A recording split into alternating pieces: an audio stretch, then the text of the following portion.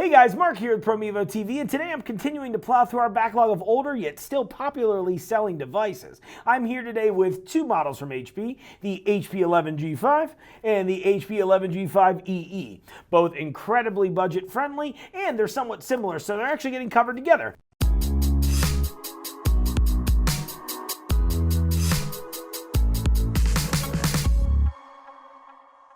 Before I dive into the review, I want to remind you that Promevo is a premier Google partner, focusing solely on our customers' Google Lives.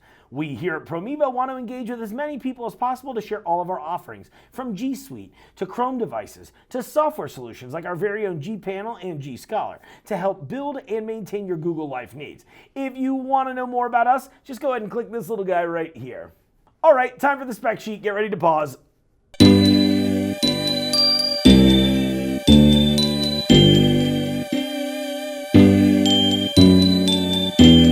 Let's talk display.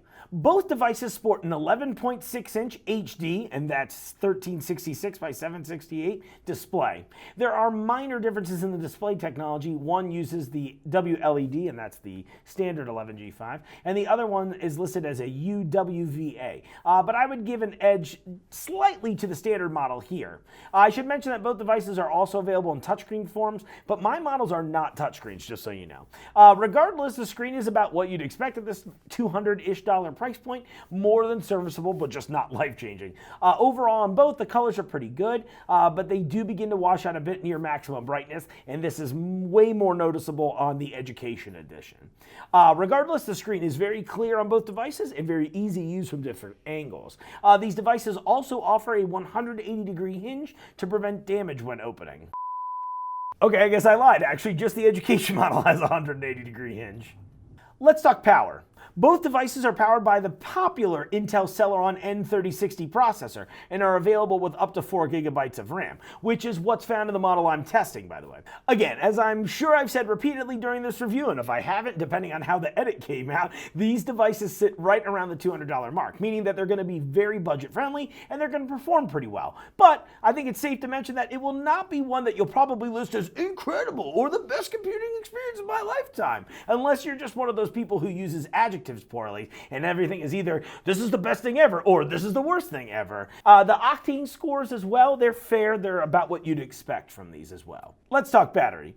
Both devices are quoted as having approximately 12.5 hours of battery life, and they're close, but the Education Edition surpassed the standard unit by almost an hour. I was actually really surprised by this, solely since the devices are like almost identical with regards to the internals. I thought maybe the different screen technologies could change this, but I really can't imagine it would give a drastic amount more battery life, especially since I kept them at the same amount of brightness.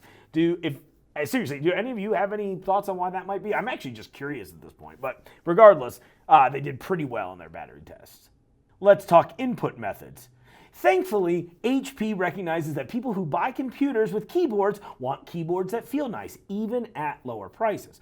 And while this keyboard is obviously not going to start doing my laundry, it's still pretty good. Both devices have a fairly solid feel. The keys have a really good spring back, which I noticed more importantly than anything. And as always, they just don't feel cheap. That's really the kicker for me. The trackpad feels a little more slick on both of these than it does on some of the other test models, but I find that's sort of a your mileage may vary situation for people. It still functions fine for me. I don't know if I'm being nitpicky, or I don't know if you're being nitpicky. Why are you doing my reviews? Let's talk form factor and build. This is where the devices seem to differ the most. As you'll see on the Education Edition, it has a slightly more rugged build. It's up to mil-spec testing. It's got co-molded rubber edges, preventing it from accidental drops and so on, while also providing a spill-resistant keyboard area. The Standard Edition forgoes these features in order to offer a sleeker design and a lower weight, keeping the Standard Edition right at 2.51 pounds and about 10% thinner than the previous year's model. You'll notice the Standard Edition here, it's just, well, prettier. It looks a little more business, as it were. It's not wearing a suit or anything like that, but it's just smooth, it's sleek, it's all one color, and in my opinion, that gives it a bit more of a professional look, whereas the Education features that two-tone color scheme that seems to be really common on EDU devices. That's actually another question I have for you guys.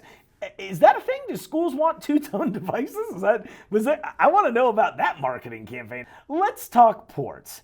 The Education Edition has dual USB 3.0 ports, as well as an HDMI port.